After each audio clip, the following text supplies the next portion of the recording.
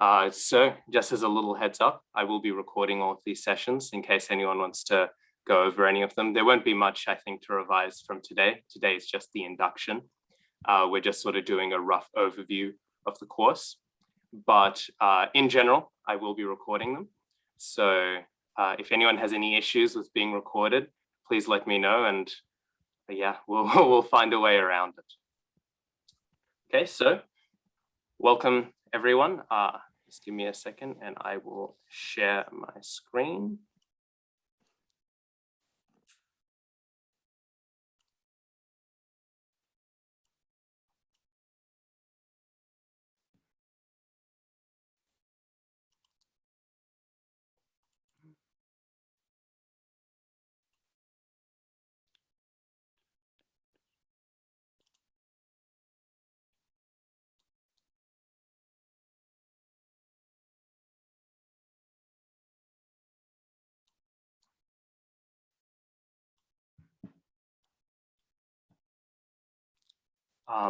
Can you all see my screen or not yet?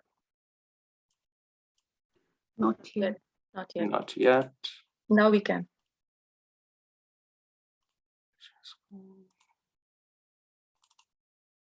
Okay, you should be able to see my screen now. Yep. Yep. Okay, so welcome to the Bhakti-śāstrī course. I hope you're all excited to begin. I know I am. So today we will be just doing a rough overview, a rough induction of the course in general. We're going to get a rough overview of why we study Bhakti-śāstrī, what we are studying, the importance of it, so on and so forth. And we'll have a discussion of the goals. And I've planned today's class to be a little bit short. I'm hoping it won't go to the full 2 hours, because I'm hoping to leave the last bit open for questions, just for people to clarify whatever they'd like. Just in regards to the recording, I will record up until the questions. I'll record the first few questions for anyone who's comfortable being recorded. But then after that, I'll pause the recording, I'll stop the recording.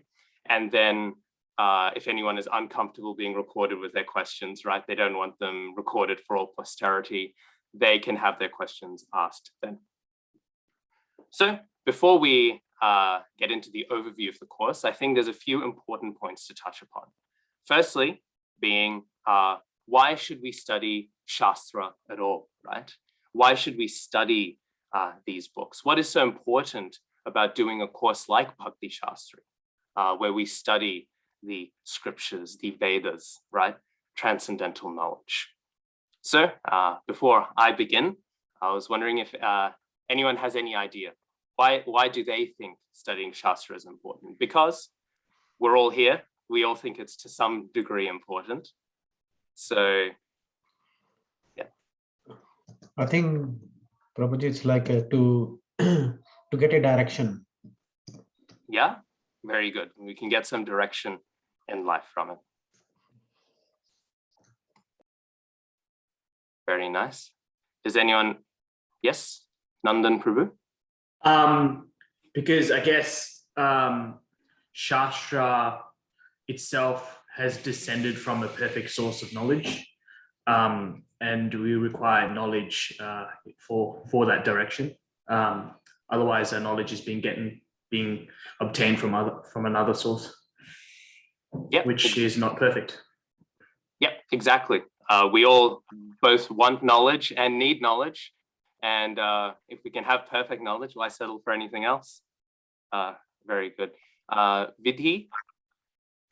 Prabhuji, it was the same response to what Nandan Prabhu said. It's Shastras help us dispel anything which has been incorrectly passed down to us through sources which are not authentic. So our Shastras guide us through the authentic sources, through the Guru Shishya Parampara, and therefore we're able to learn what have been passed down to us through the higher souls. Yes, and actually it's interesting because not only is it that Shastra is important to dispel incorrect conceptions, but even among correct ideas, even among proper ways of learning, Shastra is still central. Prabhupada actually writes in Chaitanya Charitamrita, he says, we have Guru, Shastra, and Sadhu. These are the three sources of authorities: the sadhus, the shastras, and of course, our guru. But Prabhupada says the center of these is shastra. This is the most important. So even guru and sadhu is determined by shastra. So shastra is very, very important, right? Even when we're getting knowledge from perfect sources, like the Vaishnavas and our gurus, still shastra is the center and the heart. Rani Mataji? Yeah, Hare Krishna Prabhuji. In addition to everything being said, I'd also wanted to add that it also teaches us, not only teaches us the ultimate perfect knowledge, but also teaches us how to apply the knowledge into day-to-day practical life. Yeah, completely. And that's a very good thing to mention, because that is one of the goals of the Bhakti-śāstrī course. How do we realize these somewhat abstract books? And Shastra is very nice because it does give us a practical example, right? If one reads the Gitopanisad, which we will be reading, it's very nice, but it's very abstract. It's talking about all of these philosophical ideas that aren't very much applied to the world we're in, right? They're given to us, but they're not applied for us. But as we read deeper into Shastra, we'll find that we'll find examples of how those principles are lived out. For example, in the Bhagavatam, we have so many wonderful pastimes which are living out these principles. And actually, that is a good segue to my next point. But before we segue to the next point, I wanted to say one reason which I particularly am fond of when I try to motivate myself to study Shastra is I remember one pastime of His Holiness Hanumat Preshaka Maharaj. Maybe some of you have heard of Maharaj. He's very scholarly. And he went to a Sunday school once, which Radhika Raman Prabhu. Some of you may have heard of Radhika Raman Prabhu. He's a child prodigy. I think he went to university when he was 12 years old. And he got his PhD like well in his like mid-20s. And he's a really, really well established scholar. And he's also a devotee, right? He grew up in a devotee family. And he was in that Sunday school. And actually, Hanumat Preshaka Maharaj would go on to be his spiritual master.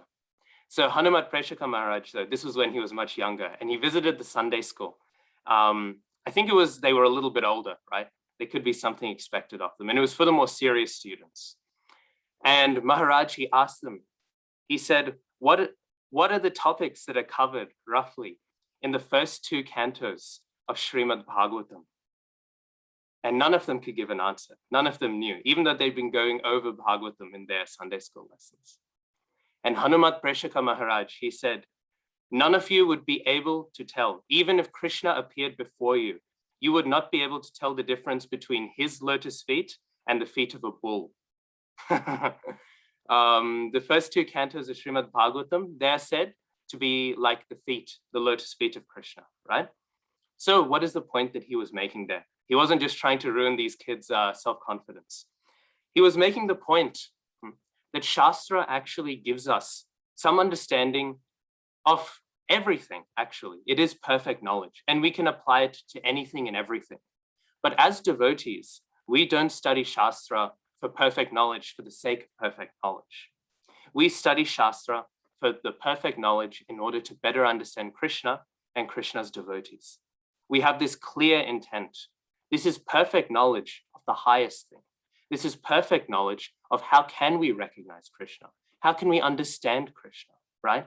How can we at least begin to understand Krishna? We will never completely understand Krishna, but how can we begin to understand something about Krishna? How can we recognize Krishna? Because without this, we can become sometimes sentimentalists.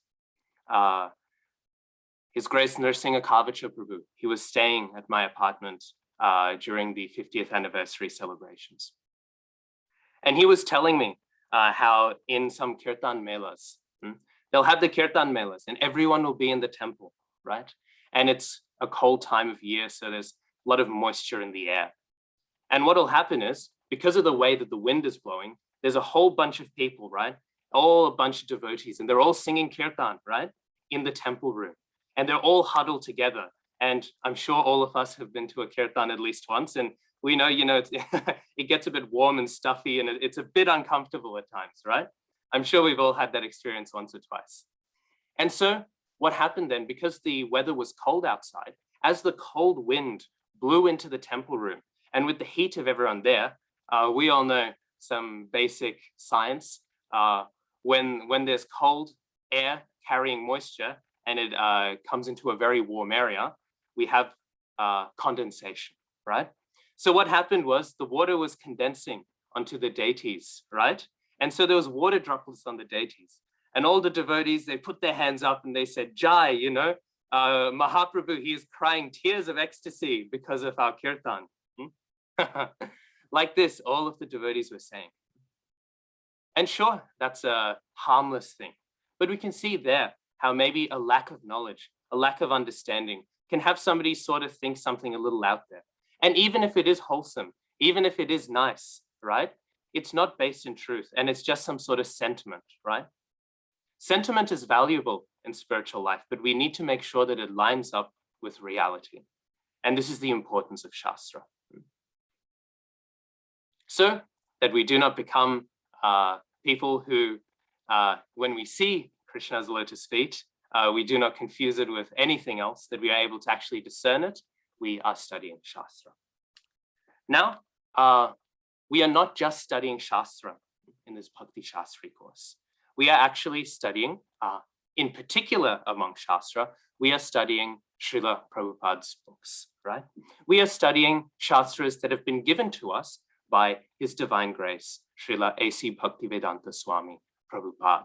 Now again, I'd like to open up the floor and ask the devotees, before I rant and ramble on, why do they think that studying Srila Prabhupada's books is so important?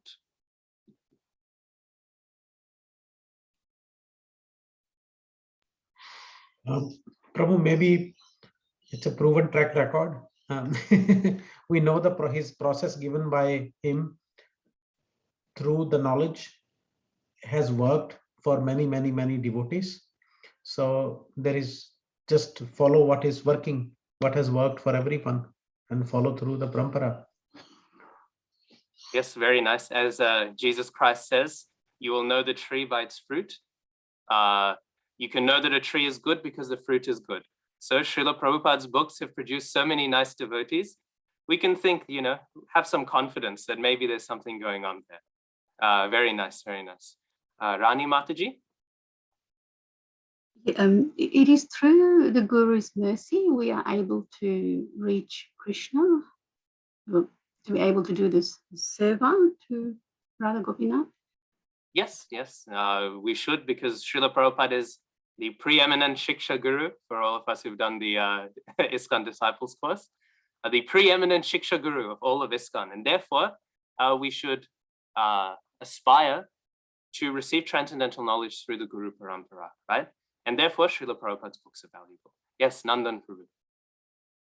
So we already, we established that Shastra was from a kind of perfect source, perfect knowledge. And for that to continue to carry, like you said, the three Guru, Shastra, and Sadhu, for the Shastra to carry, it must come through a source which presents that unadulterated, which doesn't change that, who doesn't profess his views, but just professes the views of the Shastra as it is.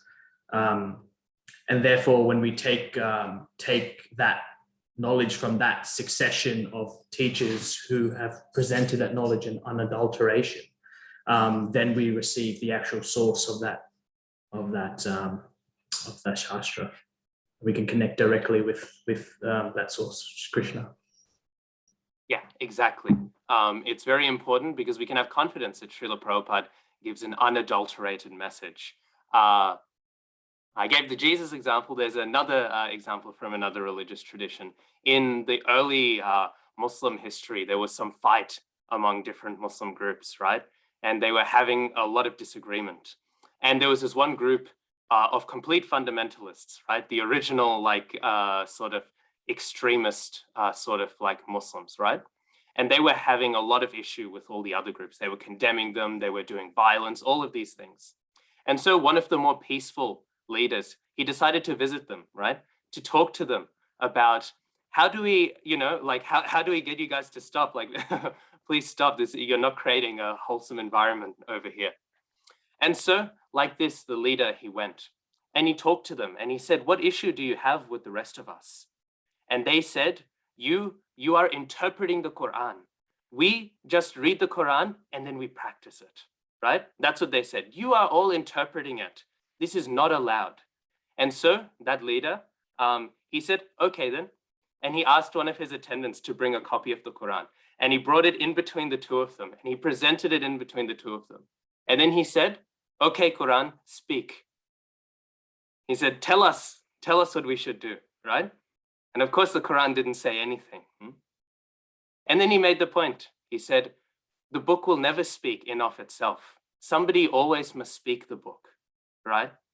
The book always has to be spoken by someone. And the moment it is spoken by someone, it has to be interpreted, right? So we cannot avoid interpretation. Sometimes people will say, oh, we can read this one and this one. Practically, the translation is the same. But actually, translation, interpretation, they're the same thing. So that's why it's very important to get translations from a source that we can really trust, like Srila Prabhupada, because interpretation is unavoidable. So we need to make sure that the person interpreting it knows what he's doing or she's doing. Okay, very good. Shri Mataji. Yeah, so similar to what you were saying, I was going to say, like, not only has Srila Prabhupada presented like Shastra as it is, but he's also simplified it for us. So it's easier for us to understand and apply it as well. Yes, completely. One of Srila Prabhupada's godbrothers, he was the one who actually gave Prabhupada the title of a Shaktya Avesh Avatar. If you don't know what that means, it's all right. We'll touch upon it later on in the course.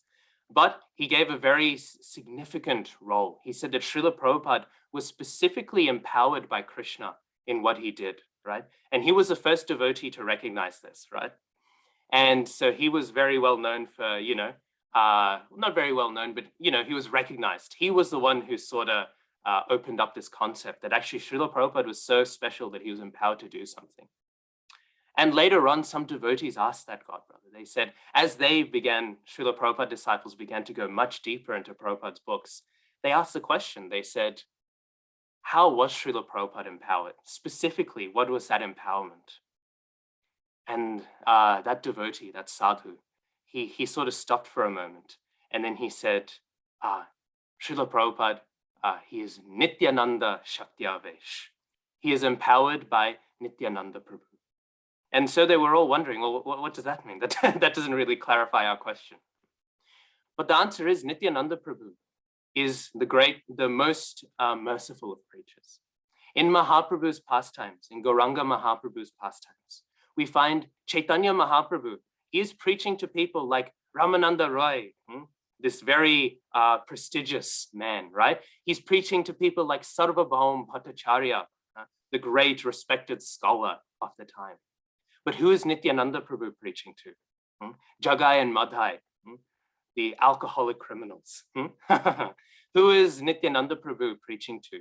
He's preaching to the simple, the unrefined, the rejected of society, the unrightfully rejected of society, and the rightfully rejected of society.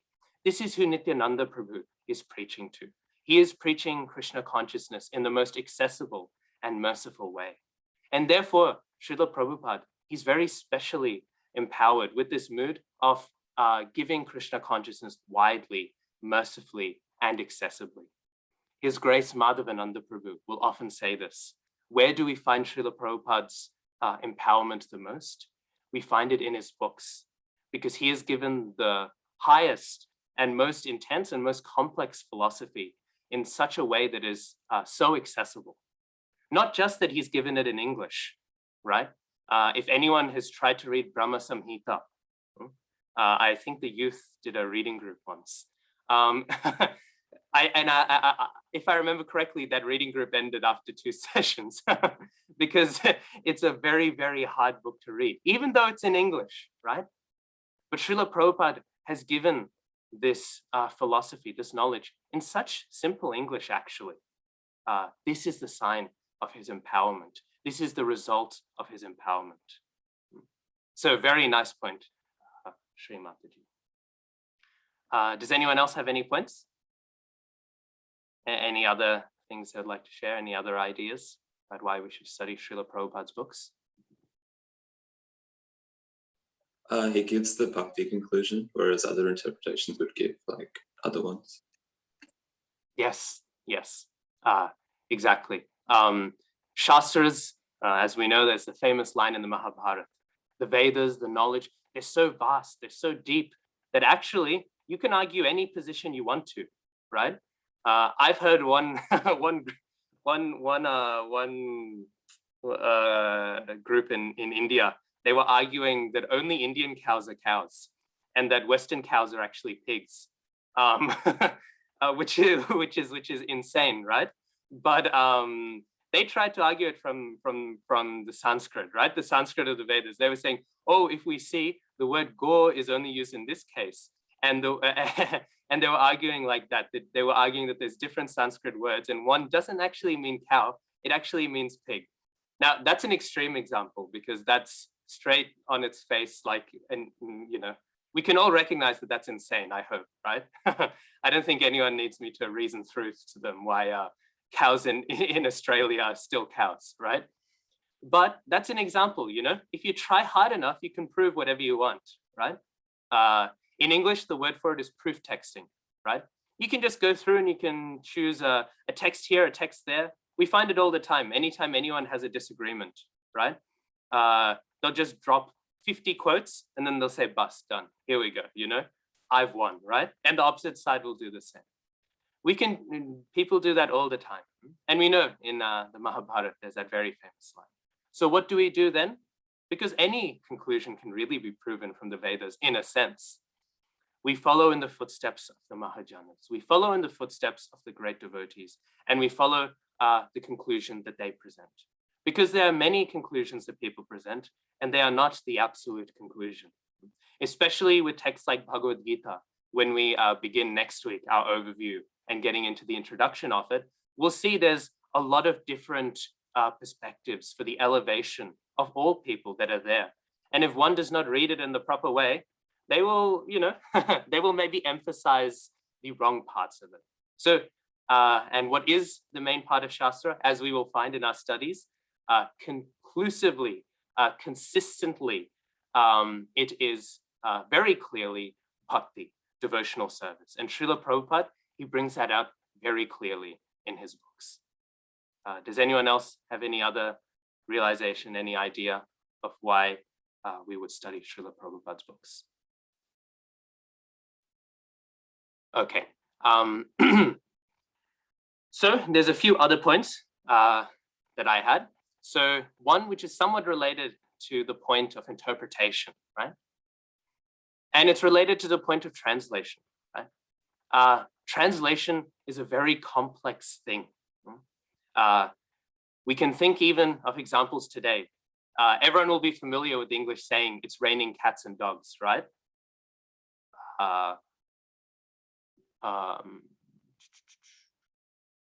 Shivam Prabhu, what does it's raining cats and dogs mean? Pretty sure, doesn't it mean like it's raining a lot outside?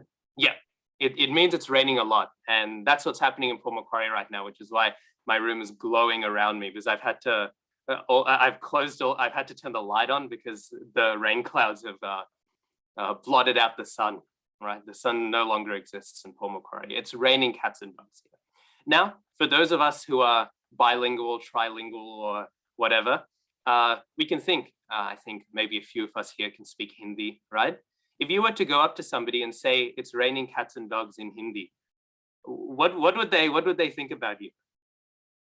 They would think, okay, you know, okay, Prabhu, thank you very much, you know, Dandavat pranams, and they'd run away as quickly as they can, you know. They tell the temple president, you know, I think that Prabhu, maybe give him a little less service. I think he's starting to really struggle, you know. That's what they would say, right? Translation is more complicated than just popping in a few words through the dictionary and then putting it through the other side, right? If it was that simple, Google Translate wouldn't result in as many embarrassing situations as it does when we're traveling around the world, right? I'm sure some of us at least have had that experience. I remember in Mayapur once I told somebody that I'm 2 years old, and I told them that I told quite a few people consistently that I'm 2 years old. So we can find things like this, right? Google has a lot of money, right? I'm sure we all know that as well. If Google, with all of their money, and Google Translate is not a tiny project that they have, right? With all their money, if they still can't have something that consistently can translate things, right? And that's not even uncontroversially, just translate it in a way that makes some sort of sense, then clearly translation is a much more complex process than we sometimes think. Again, it's not as simple as knowing the grammar and knowing the dictionary.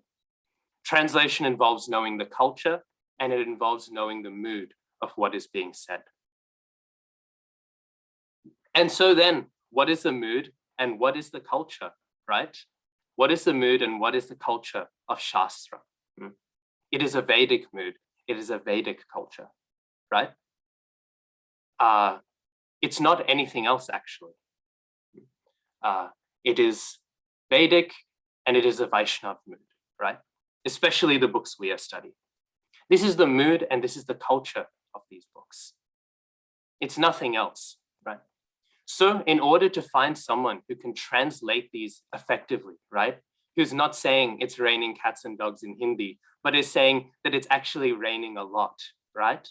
In order to find someone who can translate effectively and efficiently and authentically like that, we need somebody who is a Vaishnava, somebody who is not just a Vaishnava, somebody who is not just proficient in the Vedic culture, but in fact, somebody who understands it thoroughly and deeply. And therefore, we have Srila Prabhupada's books, because Srila Prabhupada is immersed.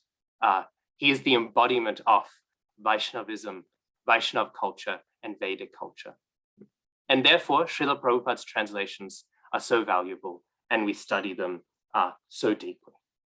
Now, I'm going to make a few other points regarding this point, because I really think this is the central point of Bhakti-śāstrī, that we can, if we learn really to appreciate the value of Srila Prabhupada's books, the rest of this course will go very easily. We will see the importance, and also we will see the mood of how to approach these books, right? So we will go now to a pastime from the Chaitanya Charitamrita. So I was mentioning earlier, Mahaprabhu, right? He would go around and he would preach to some very, very significant and important people. I'll throw it out to you all again. Does anyone know who these two individuals that are the focus of the painting? I'm not too fussed on the guys in the background, but the two people who are the focus of this painting, does anyone know who they are?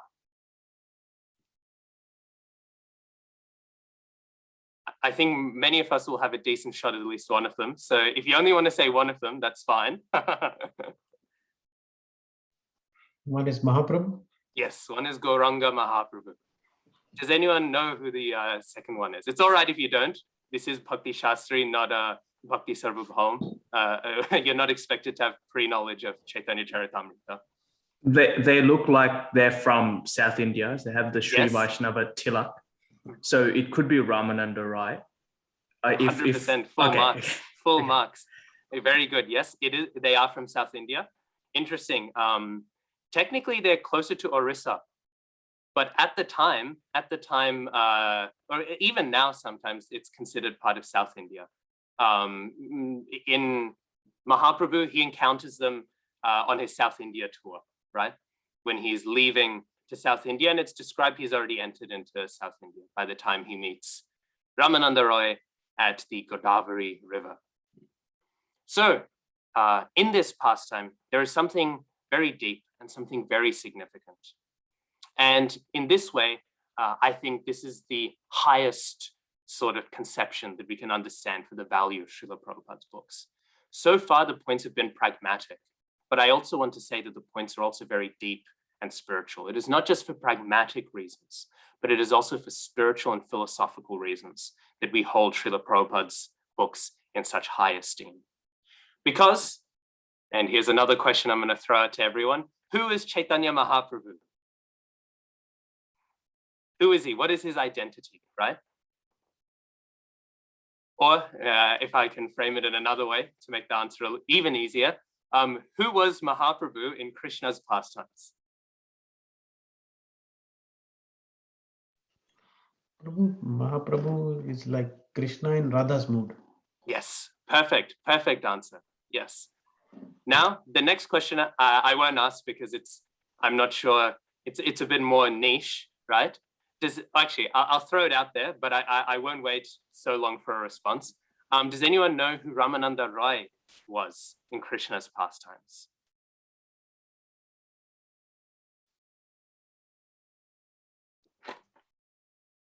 I think Lalita or Vishakha, Yes. one of the two.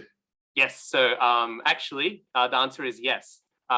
Some acharyas say Lalita, some acharyas say Vishakha, and definitely also Arjuna. And I want to stress Arjuna, right, for this point here.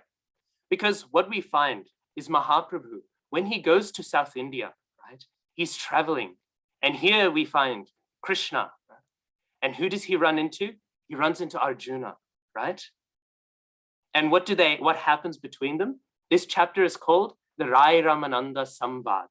They have a conversation about spiritual truths. Now, this might be jogging some of our memories. We might be thinking Krishna and Arjuna discussing spiritual truths. This sounds a little familiar. There's a little bit of deja vu here, right? What's the deja vu about? Who can tell me? Bhagavad-Gita? Yes, exactly, Bhagavad-Gita. And in the Bhagavad-Gita, who is teaching who? Krishna is teaching Arjuna. Krishna is teaching Arjuna. But in the Rai Ramananda Samvad, what happens is Mahaprabhu, he goes to Arjuna.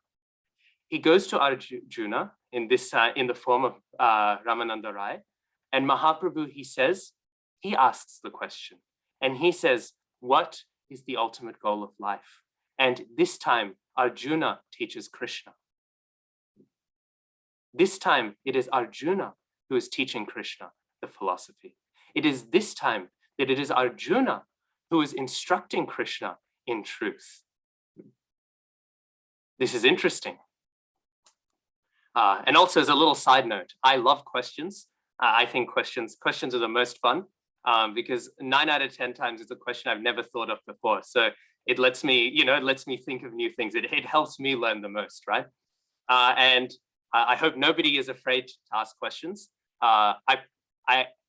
I like questions the best if they're typed into the chat, so then I can come around to them after I finish my point.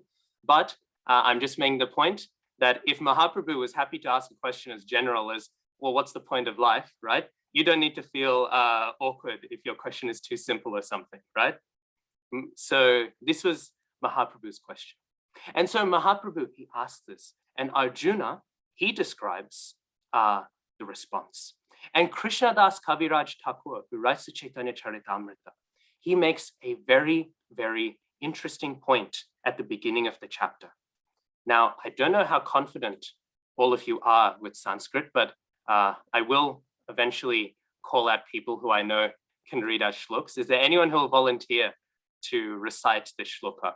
It's all right if you stumble over it. It's a little bit, it isn't in a popular meter.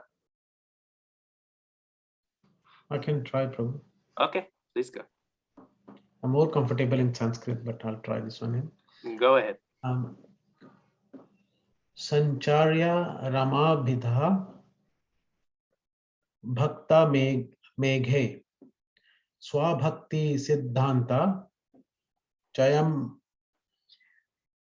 Chayamritani Gaura Vidhir Etir Amuna Vitir Nais Tad Gyanatva Ratna Layatam Prayayati. Jai, very nice, very nice. That's it's a difficult shlok. Yeah, Chaitanya Charitamrita, Srimad Bhagavatam, they have some real nightmares to recite, you have to. Now here is the English translation. Maybe somebody who hasn't spoken yet would like to read out the English translation.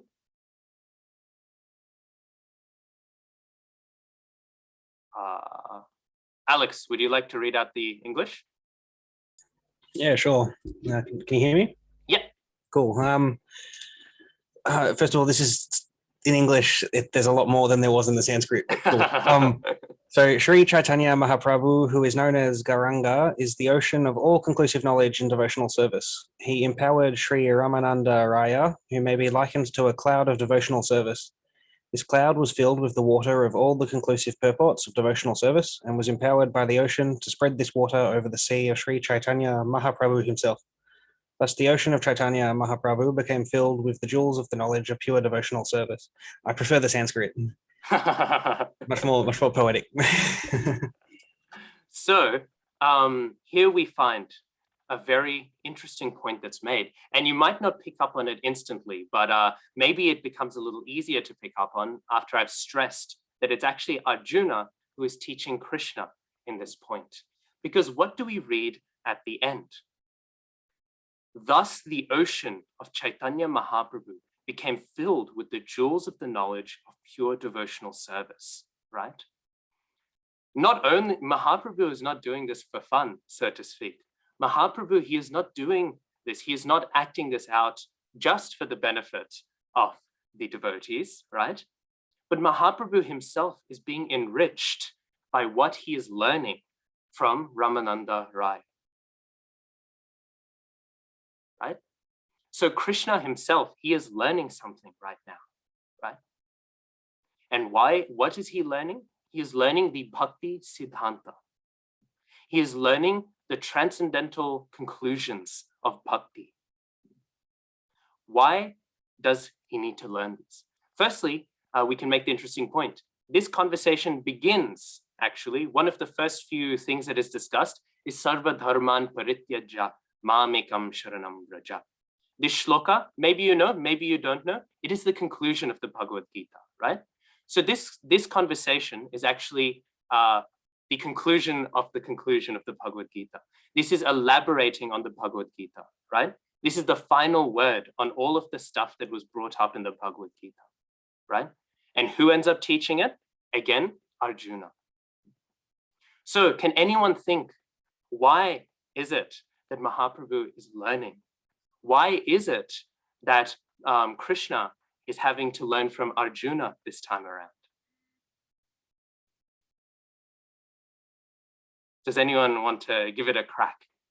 And then once we answer that, we'll come back around to why I've brought this up in relation to Srila Prabhupada's books. Krishna already knows that he is given the knowledge, and obviously it cannot be just a simple test for him. There has to be more deeper purpose, because he already knows that he knows, because he knows, yes, he is, that he knows. Maybe set an example. I don't know, Prabhu. Yeah, is a little bit esoteric. It's a little bit deep, but yes, you've raised good points, right? It can't just be for this. It can't just be for that. There's something deeper, and there is something deeper. Yeah. I forget the exact question you asked, but it's about Arjuna teaching Krishna. Yes. So I've got an idea. Well, if Krishna is God and God knows everything, that must include the experience of learning. So this must be something related to that, like he's actually experiencing what it's like to learn, and that's part of how Krishna knows everything. So maybe it's necessary for Arjuna to teach Krishna something. That's coming very, very close to it. It's not there yet, but you're 90% of the way there. Divyansh, I think, has raised his hand. Yes, Hare Krishna, Danvat Pranam, Toshan Krishna Prabhu, and all the devotees. I think it is like Krishna wants to see the interpretation that the devotees have had on the Shastra. Is that? Sorry, could you just repeat that? So Krishna just wants to not test, but like he wants to see what interpretation and what mood the devotees look at the Shastra in. Yes, and that is definitely there in this section, right? Because what happens is Ramananda Rai, he gives different answers, and Mahaprabhu always says, "Eho bahyo age koho aar." He says, "This is external. Speak deeper. You've missed the point. You've missed the point," right? He's teasing it out. But still, we haven't exactly hit the point of what this text is centrally saying. But that's all right, because it is a little bit It's a very deep shlok, right? And by the way, don't get worried, guys. We won't be doing Chaitanya Charitamrita studies throughout this course. I haven't hoodwinked you all. We are going to be studying the Bhakti-śāstrī books. I just think this one pastime is very important to help us appreciate the Bhakti-śāstrī course. Rani Mataji has raised her hand. Hare Krishna Prabhu. I think it's because Mahaprabhu wants to experience as a devotee and student, how it's so it's experience he wants to have as a student. That's why he's not speaking. He's allowing the Arjuna to speak. That's just giving my best shot.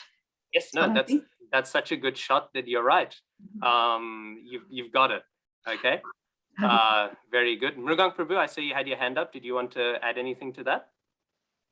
No, I don't actually know the answer. I was just going to say that maybe it's something like you think you know yourself, but then when someone loves you, tells you about yourself, it's much nicer. So in the same way, like I thought it was one of those things. Yes.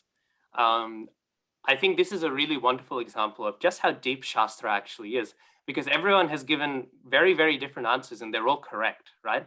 They all are speaking of things that are very true and very valid, and no one said anything particularly wrong about this text. But the essence of it, the essential point that's being made, is that even though Mahaprabhu or Krishna, right? Krishna has knowledge that his devotees feel something. Krishna has knowledge of it, but he doesn't have the experience of it, right?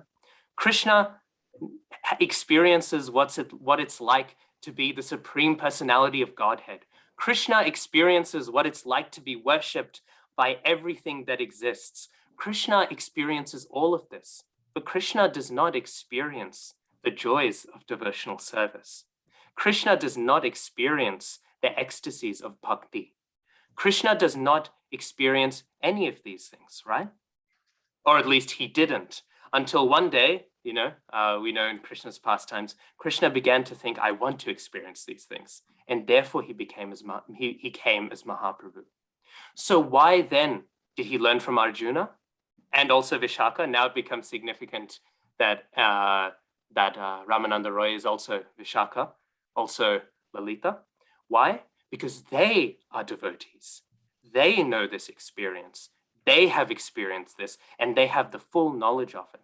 They have knowledge of something, experiential knowledge. Krishna has maybe the theoretical knowledge, but he doesn't have the experience of it. He wants to learn how to go deep into that experience, how to go deep into that mood.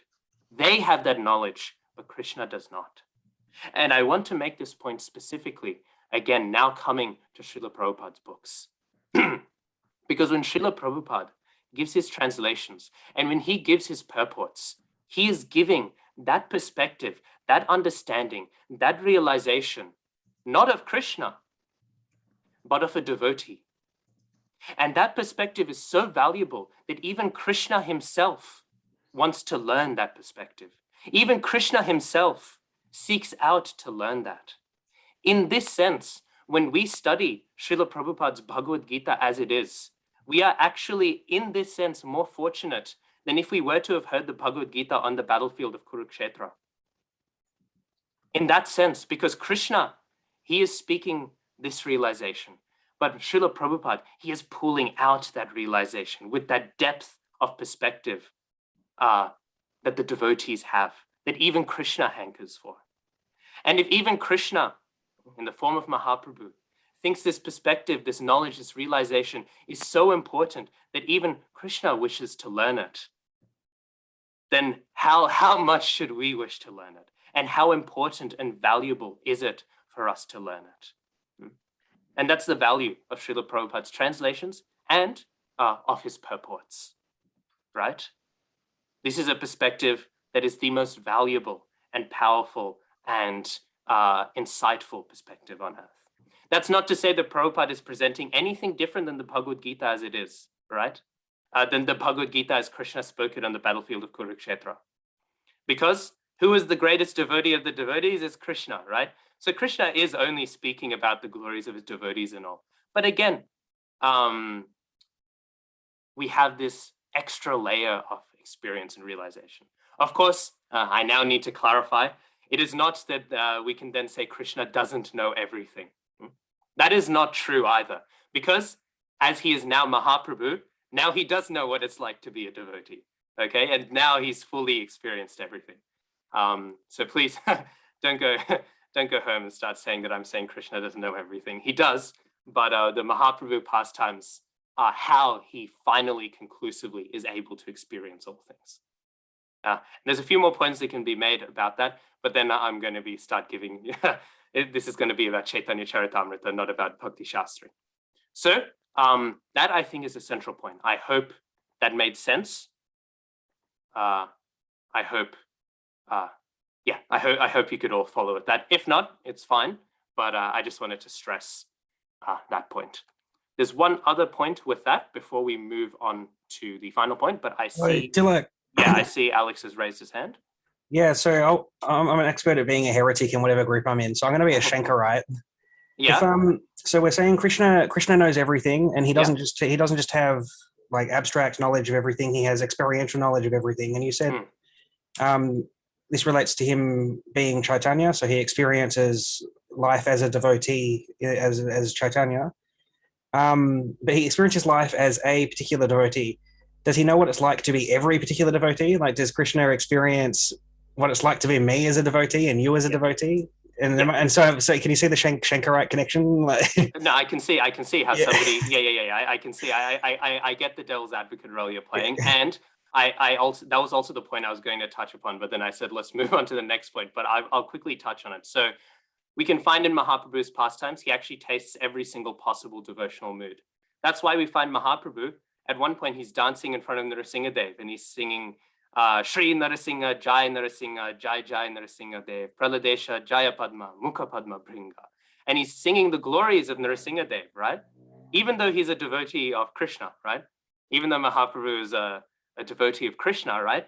Srila Bhakti-siddhanta Saraswati Thakur Prabhupada, I think it was him, in his commentary, he writes the reason why Mahaprabhu has done this is because Mahaprabhu, as you've said, Alex, wants to experience all the types of devotion, all the devotion that's there. He goes and he tastes that as well. This is a little tangential, but I just want to answer your question. As for experiencing everyone's type of devotion, that's why he's taken the mood of Srimati Radharani, because she is the greatest of all devotees. Her devotion, it includes all of the other moods that are possible. Every mood that's possible is included in the depth of her mood. And therefore, by effect, Mahaprabhu has experienced all the other moods without having to become everyone else, if that makes sense. Right, okay.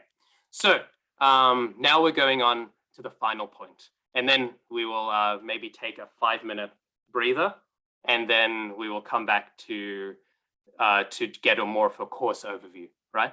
We will then get into the real nitty-gritty of how we're going to be structuring this course. So the final point, okay.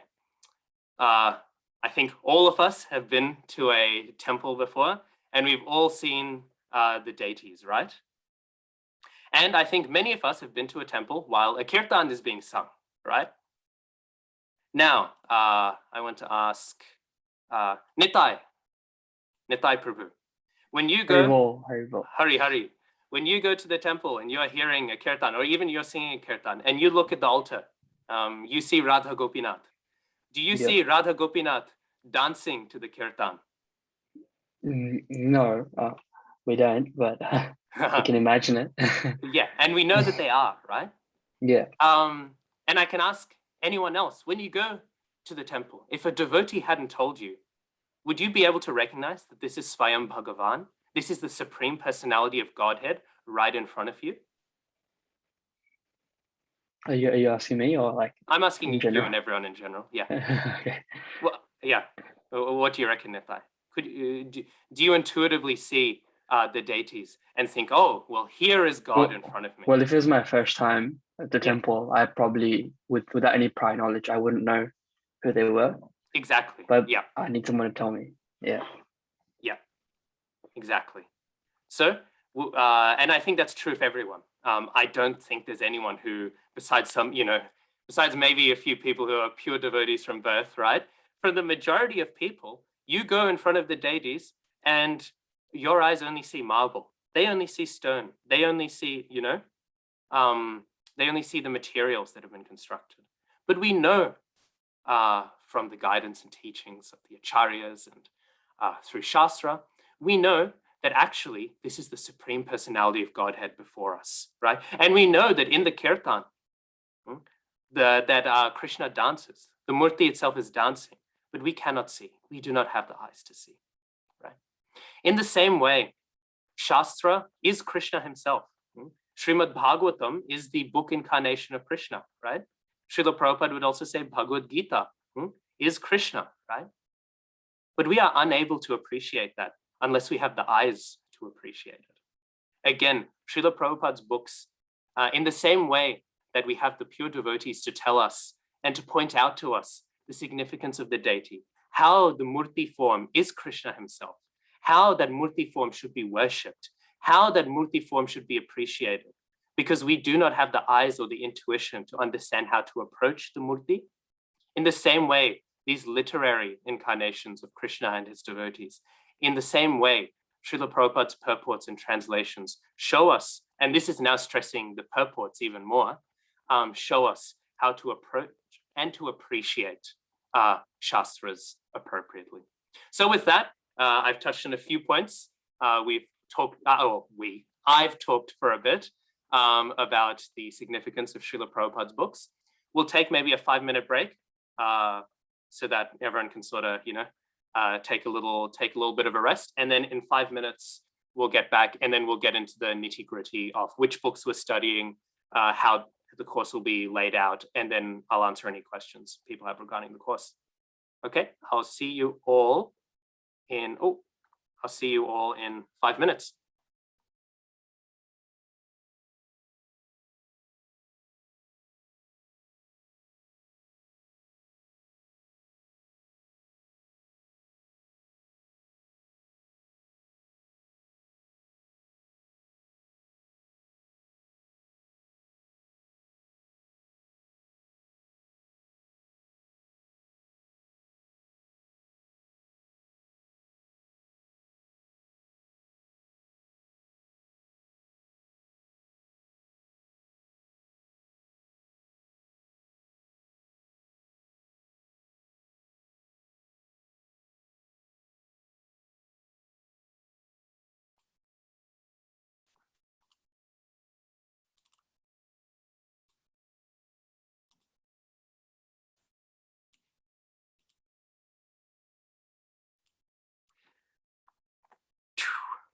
Okay, so I hope everyone is back.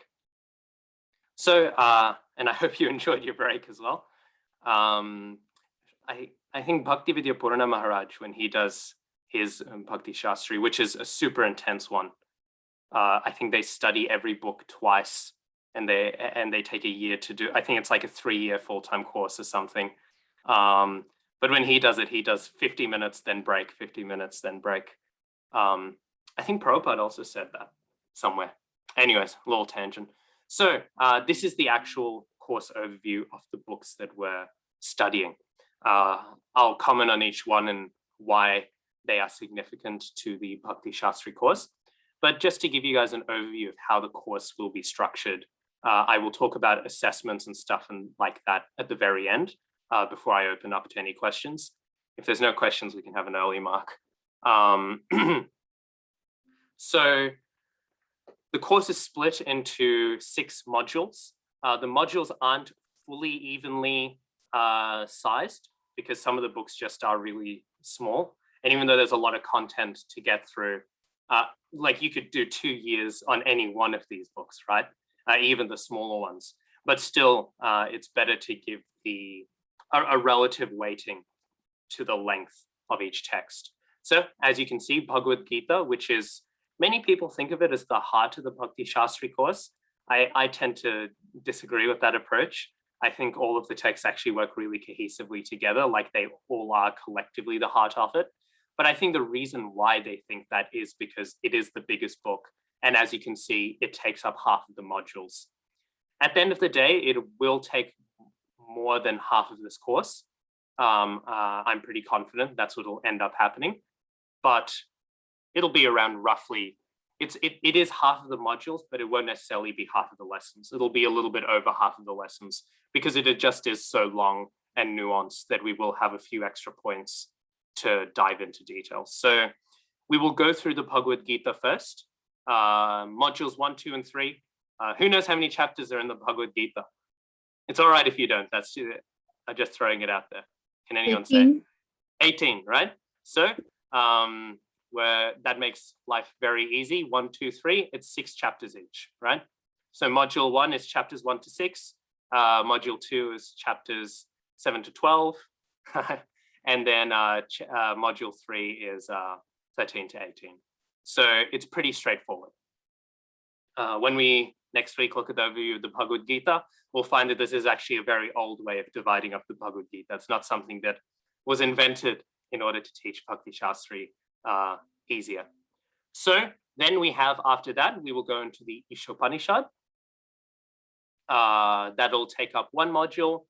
Then we will move on to the Nectar of Devotion and the Nectar of Instruction. There will be a Shloka test, a closed book test, and an open book test. That sounds like a lot. It's not that bad. After each module. So that's how we can get a rough idea of how our assessments are going to be. They're just going to line up to the conclusion of each module. It won't be like, it won't be spread out too much. I'll give the open book assignment though, a little bit away from the closed book, so you don't have to stress about both at the same time, but they both will come towards the end of the module. Pretty straightforward, I think. So then I'm going to talk about each book specifically a tiny bit.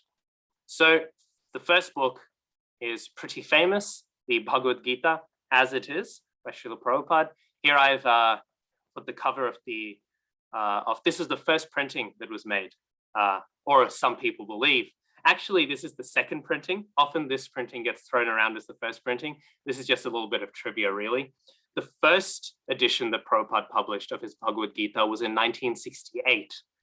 But when we read the preface and the introduction, I think it's the preface, Srila Prabhupada, he will talk.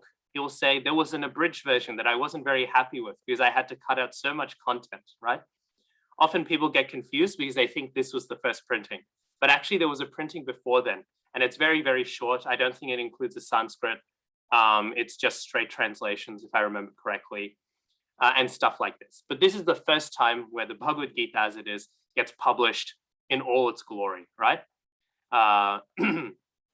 So, as we know, the Bhagavad-Gita is the conversation between Krishna and Arjuna. In most of the current editions of the Bhagavad-Gita as it is, when you open up the page, it'll have a special name inside there that's not Bhagavad-Gita or Bhagavad-Gita as it is. Does anyone know what name is written in the title page when you open up the book? Most people skip the title page. That's why they don't pick up that it's there.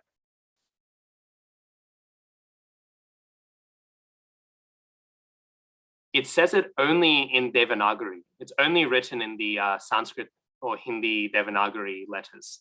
So that's another reason why people tend to miss it. I won't belabor you all. Oh, have you found it? Gitopanisad? Yes, Gitopanisad is what's written in it. And that's a very significant point, right? Because the Bhagavad-Gita is very, very important as it does act, well, as an Upanishad, right? Even though it's in the Mahabharata. And the Mahabharata, everyone loves the Mahabharata. I don't know anyone who doesn't love the Mahabharata, right? We all love it, you know, and everyone probably already knows a shloka too, thanks to the TV show. I'm sure yada yada hi dharmasya won't be hard for anyone because, at least for anyone who watched the old Mahabharata TV show, right? But Mahabharata as a shastra is interesting because Madhvacharya actually said that we shouldn't use Mahabharata so much to prove philosophical points because the Mahabharata is so popular that it's been highly corrupted. People have added stories, they've taken stories out, they've modified shlokas here, they've modified shlokas there. Because of its popularity, people they kept on speaking it and they thought, oh, well, this story would make sense here, this story wouldn't make sense there, right? So one famous example that I like is as we know, South India, especially Brahminical culture in South India, is very paka, right? They're very formal, very proper, right? And if you're being very, very technical, the Pandavas are not born in the way that they're born, and that the way that all of the rituals are performed, they actually wouldn't be considered to be proper. It would actually be considered to be very improper for Kshatriyas to be born and to be given those sort of rituals, right? And most of India didn't really care, right? They got that these are pastimes, right? You know, like, we don't need to be so particular. But South India was very paka, right? So the South Indian Brahmins, they added actually a section where magically, completely ruining the flow of the story, all these demigods appear in the room and they perform all the proper rituals, and then the story keeps on happening. And the Sanskrit is completely different, and this and that, right? So I just mentioned that to give you an idea of just how much difference there is in different editions of the Mahabharata. You'll have random stories popping up here and there.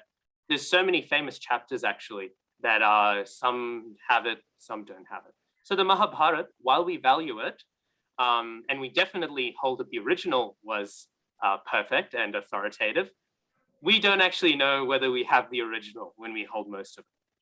The Bhagavad-Gita, however, even though it's part of the Mahabharata, is not like that. The Bhagavad-Gita has very few variations. They're practically synonyms. I once went through in my spare time, because, I'm not going to try and justify why I did this. I'll just let you all judge me. And I looked at all of the different variants that are there in the different editions, and they're not really that significant. They're just synonyms, right? So the Bhagavad-Gita, in a practical sense, is very trustworthy, right? Because unlike the Mahabharata, which was heavily interpolated, this one was kept rather solidly. And the reason why is because people have been writing commentaries on it for a long while. And the moment you write a commentary, it's very hard to corrupt a text, because people are going to look at the commentary and they're going to say, hey, wait a second, this commentary didn't talk about this at all, right? This commentary never mentioned this. This chapter, why is this verse popping up, right? So the Bhagavad-Gita is very well preserved, unlike the remainder of the Mahabharata. Some scholars have proposed that this actually was because the Bhagavad-Gita was also recorded separately, as well as in the Mahabharata, and that when the Mahabharata was written, it was put in. But that's just a speculation. We don't actually, to my knowledge, we don't have any good reason to believe that. But the fact that people have speculated that, I think, shows that the Bhagavad-Gita does have a very special and authoritative character. So the Bhagavad-Gita is the essence of the Mahabharata in this sense, right? But not only is it the essence of the Mahabharata, but as we've said, it is Gitopanisad, right? It is the essence of the Upanishads as well. And that's why it is very important. The Bhagavad-Gita gives us a really, really nice philosophical grounding for our further study in Shastra, which is why it is here in the Bhakti-śāstrī course, right? We're getting a really thorough overview of the essence of the Upanishadic philosophy. What's interesting is Srila Bhaktisiddhanta Saraswati Thakur, Prabhupada, who was mainly preaching in an Indian context, he would actually have people study Bhagavad-Gita last. He would have them first study Chaitanya Bhagavat, the pastimes of Mahaprabhu. Then he would have them study Srimad Bhagavatam. And then he would have them study Bhagavad-Gita. Now, this is rather interesting because Srila Prabhupada, and by the way, Srila Prabhupada is the one who's given us these Bhakti-śāstrī books, right? Prabhupada wrote in letters, he said, this Bhakti-śāstrī course will be a study of Bhagavad-Gita, Nectar of Instruction, Ishopanishad, Nectar of Devotion, and he also mentioned a few other small books, which I will send out in the WhatsApp group, which we won't be directly studying, but I think are really nice for our study of Bhakti-śāstrī to sort of supplement our study of it. So Srila Prabhupada is giving this opposite order, and this can sometimes be a little bit confusing. But I think when we understand it, it can help explain why we study Bhagavad-Gita as it is. And the reason why is in Bhaktisiddhanta Saraswati Thakur Prabhupada's time. Unfortunately, India is no longer like this, right? If you go, but in his time, people had some basic idea of Vedic philosophy, right? People had the basic thrust of the Bhagavad-Gita down. You know what I mean? Today, I still remember I was doing book distribution once at a university, at Macquarie University. And there was this Indian student from India who had done her undergrad in India and then was doing her postgrad in Australia, right? And so I was doing the books, and then she said, oh, Bhagavad-Gita. She said, I'm from India. And I said, oh, wow, that's very good. And then I said, well, if you're from India, then surely you should take the Bhagavad-Gita. This is the greatest treasure that India has produced, It's a nice little book distribution line that the brahmacharis told me to do.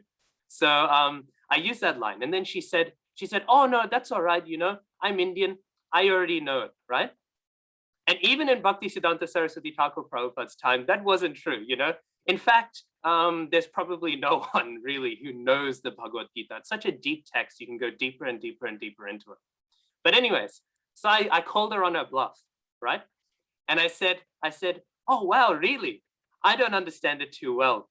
Maybe you could let me know, what is it about, right? And she said, oh, Krishna is there, Arjuna is there, and they have a talk. And that was it, right? And I thought, well, I guess you're not wrong. You're not wrong, but you're not exactly right. I think you missed the main point. I was like, oh, well, what did they talk about? And then she said, oh, this and that. And I thought this is a really sad reflection that even in India, unfortunately, it's no longer the case that people had some basic understanding of Bhagavad-Gita, right? And it's very much a tragedy.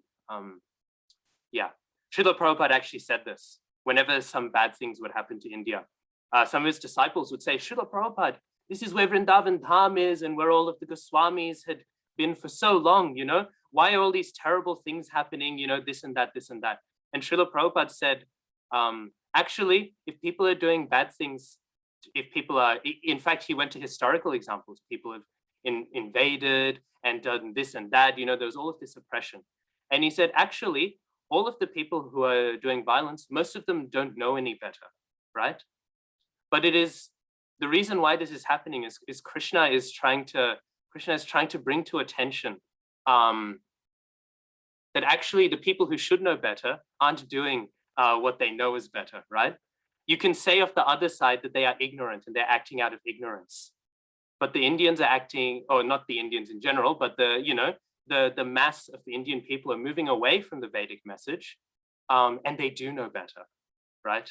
So in that sense, we can see, who is producing the greater karma, right? Who is producing the real issues here? So this is a tragedy, right? And that's why it's really great to see that ISKCON is really being successful in India. Hopefully this trend can be undone, right? We can restore India to its former glory, spiritually speaking. So what does this have to do with Srila Bhaktisiddhanta Saraswati Thakur? At the time, people had a rough idea of the message of the Bhagavad-Gita. So first, and they also had a rough idea about the pastimes in Srimad Bhagavatam. So first, Bhaktisiddhanta Saraswati Thakur said, they must know about Chaitanya Mahaprabhu. When they know about Chaitanya Mahaprabhu, then through the light of Mahaprabhu, they can better understand the Bhagavatam, right? And once they've better understood the Bhagavatam, then they can properly understand the message of the Bhagavad-Gita. However, now in today's context, in general, it's the opposite structure, right? People don't have a general idea of the Bhagavad-Gita, and then they don't have a general idea of Srimad Bhagavatam, and most people don't even know the name of Chaitanya Mahaprabhu, right? So that's why this opposite order, this quote unquote opposite order is being done. It's because the context has rapidly changed. Kali Yuga is advancing more and more and more and more, right? So this is why Srila Prabhupada has instead done this order. Let us acquaint ourselves with the fundamentals of Vedic philosophy. Under Srila Bhaktisiddhanta's guidance, when they studied Bhagavad-Gita, they were getting high philosophy out of it. Instead, we are doing the opposite. We are establishing in Bhakti-śāstrī the basics of Bhagavad-Gita. And then when we have the basics of Bhagavad-Gita, we can go into deeper study. Then later on, maybe you will enroll in Bhakti Vaibhav. And then you'll study Srimad Bhagavatam, right? And then eventually you'll study Chaitanya Charitamrita. Okay? So this is why we are studying Bhagavad-Gita, to really situate ourselves in the essence of Vedic philosophy. Okay? That is not to say that Bhagavad-Gita is not a very high text. As I said, Bhaktisiddhanta Saraswati Thakur Prabhupada, he would have people study it after Srimad Bhagavatam. But Bhagavad-Gita has both, right? Actually, this is a general principle that I think we should all note. It is not that once we have finished this Bhakti-śāstrī course, it is not once we finished it that we have learnt these texts. I like to think that completing the Bhakti-śāstrī course means we have actually properly begun our study of these texts. We like to think of things like a line, linearly, right? Because in school, that's what it was like. You read the year 7 textbook, and then you never read it again. You read the year 8 textbook, you sell it to someone else, right? You just get rid of it, right? It's pointless. We have this linear approach to education. We have this linear approach to learning. But Shastric learning is not linear. Shastric learning is sometimes described as a spiral, right? We start in Bhagavad-Gita in this course. Then we study Ishopanishad, right, in a circle. Then we study Nectar of Devotion in the circle. Then we study Nectar of Instruction. But then we go deeper. We're spiraling inwards. We go deeper into Bhagavad-Gita with what we've learned from the other books. We go deeper into the next book. Like that, we go in a circular, in a spiral, and we go deeper and deeper and deeper, like this. So this is the way that we learn. And then maybe we study Bhagavatam and Chaitanya Charitamrita, and then we can go back to Bhagavad-Gita, and we'll find so much depth. Actually, Bhagavad-Gita has some of the highest truths that we won't be going into, right? Because they are truths that we should really explore after we've studied deeply, after we studied basically Chaitanya Charitamrita, right?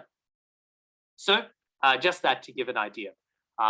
Sometimes people will say, I will do Bhakti-śāstrī for scriptural mastery. I don't know if anyone's heard that before. We can have some mastery of Bhagavad-Gita, Ishopanishad. I don't know if anyone's heard that sentiment before, but sometimes I hear it. And with all due respect to anyone who says that, I strongly, strongly disagree. We do not study, actually, these texts. We do not study Bhagavad-Gita or Shastra or Ishopanishad or anything to master the texts. We study these texts to be mastered by them, right? Somebody who has succeeded the Bhakti-śāstrī course is not somebody who has mastered the Bhagavad-Gita, right? It is not somebody who has mastered all of the knowledge in Bhagavad-Gita. Somebody who has succeeded the most at the Bhakti-śāstrī course is somebody who has been fully mastered by the Bhagavad-Gita, by the Ishopanishad, by the Nectar of Instruction, and by the Nectar of Devotion. It is scriptural mastery, actually. People are very correct to say that, but it is not our mastery of scripture. It is scripture's mastery of us. This is the essence of the Bhakti-śāstrī course, right? So, yeah, and I'm tying that back to the point that we feel, oh, we will fully understand it. We will fully learn it. We will never fully learn it. We will never fully understand it. And that is fine, because our goal is not that we will ever have the full, deepest realizations of Bhagavad-Gita. Our goal is that we will be fully mastered by the text, that everything we do will be fully guided by the knowledge of the Bhakti-śāstras that we are studying in the Bhakti-śāstrī course, right? So we do not need to worry that we won't actually be learning everything, and we do not need to feel that we are learning everything, because actually this Bhakti-śāstrī course is complete when we take what we've learned and we continue to study the Bhagavad-Gita, and we continue to study the Ishopanishad, and we continue to study all of these texts, and we continue to have them master us, and we continue to have them implemented and transform our lives and spiritual practice. Anyways, that was a little point regarding not so much the Bhagavad-Gita, but the Bhakti-śāstrī course in general. But it's very important in the mood of study that we have. So we have then the Bhagavad-Gita. I won't go into too much detail with this text because literally next week we're going to have an overview of the Bhagavad-Gita. Next, we have the Sri Ishopanishad. I'm just going to make a few points about how this was written, and then I'll move on. This will be maybe a little bit dry, but I think it's important to know where these books are coming from. The Sri Ishopanishad is a very early book that Srila Prabhupada published. I think it's one of the first. His first book was Easy Journey to Other Planets. But this is one of the earliest ones. And actually, the reason why is it wasn't actually meant to be written as a book. This is a collection of articles that Srila Prabhupada wrote for a magazine publication. And every issue, he would translate a different text of the Ishopanishad, right? And later on, Srila Prabhupada's disciples, they compiled it, right? They compiled it together and they published it as a book. What I love about the Sri Ishopanishad is that the Ishopanishad is so abstract. I mean, even other Shastras are abstract, you know? Sometimes when I read Bhagavatam, it's hard to relate to the world, you know? In Bhagavatam, they take a left corner and they're like, okay, let's do 5 horse sacrifices, you know, now we're gonna do this and that, right? It's like, that's just not the world I'm living in, right? And Prabhupada, he does such a great job in his purports of showing how it does relate to the world I live in. The Ishopanishad is like that to the nth degree, because these were magazine articles that he was writing, newspaper articles that he was writing to preach the message of Ishopanishad.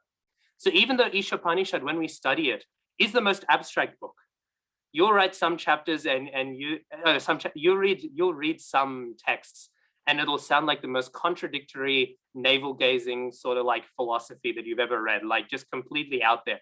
He runs, he moves, but he is stationary, you know? Stuff like this, right? He has no body, but he has veins. Like we'll see ideas like this, right? And Prabhupada in his purports will make it the most relevant thing ever, right? Completely relevant, completely applying it to our day-to-day lives. So Ishopanishad is very special in the sense that I think it shows how practical Shastra can be, how much it can apply to our day-to-day lives. Then we move on to the Nectar of Devotion. Now, the Nectar of Devotion is unique among the 4 books because it's the only one that doesn't follow the iconic structure. We all know the iconic Prabhupada book structure. Sanskrit shloka, word for word, translation, purport. There's none of that. The Nectar of Devotion was published. Again, it's one of the earlier books Prabhupada wrote. This was published as part of a trilogy, actually. It's a trilogy of books. The Teachings of Lord Chaitanya, the Nectar of Devotion, and Krishna book. These 3 books are the summary study books. And all of the books are formatted in the same way. You don't find translations, word for words, or anything, right? What they are is Prabhupada is reading the book he's translating. Teachings of Lord Chaitanya is Chaitanya Charitamrita. Nectar of Devotion is Bhakti Rasamrita Sindhu. And Krishna book is the 10th canto of Bhagavatam. He's reading it, and then he's rewriting it in his own words, summarizing it, commenting on it. So the Nectar of Devotion is interesting because Prabhupada is paraphrasing and freely sort of writing out the Bhakti Rasamrita Sindhu with his own comments thrown in there. It's going to be very interesting to read because when we do study it, I'll compare it to the Bhakti Rasamrita Sindhu, and we can see how Prabhupada sort of elaborates on points and how he translates points. It's very interesting, right? Because it's a very different format. It's also a very, very important book. The Bhakti Rasamrita Sindhu is written by Rupa Goswami. And in this book, he explains the science of devotional service, right? This is very, very important for us to understand. The Bhagavad-Gita explains devotional service, but it doesn't get down into the details. What is bhakti, right? How is it practiced? What are its varieties? What are its features? All sorts of things. Also, who is Krishna? How do we understand Krishna as devotees, right? All of these things come up in the Nectar of Devotion. So it actually has all of our most foundational philosophical truths. But we won't be studying the whole thing. We'll only be doing the first few chapters because the last few chapters get pretty intense. And then lastly, we will conclude with the Nectar of Instruction. The reason why we are concluding with the Nectar of Instruction is we're going back to the classic format of translation, purport, translation, purport. And however, this goes better with Nectar of Devotion than it does with Bhagavad-Gita and Ishopanishad, because it also is a translation of a writing by Rupa Goswami, right? And the reason why it goes well is not only is it another text by Rupa Goswami, but in many ways that we won't touch on now, but we will touch on it as we conclude the course, the Nectar of Instruction is like the summary of the Nectar of Devotion. And so I think it's really nice to see how, after we've studied the Nectar of Devotion, how Rupa Goswami has so sweetly summarized the Nectar of Devotion into this really short and concise, but really powerful poem, right? So that's a basic overview of why we're studying what we're studying. Again, we can go into so much depth with why for each book, but I'll save that for when we introduce each individual book. Okay, so now that we've finished that overview, are there any questions regarding the specific books before I start talking about assessments and everything?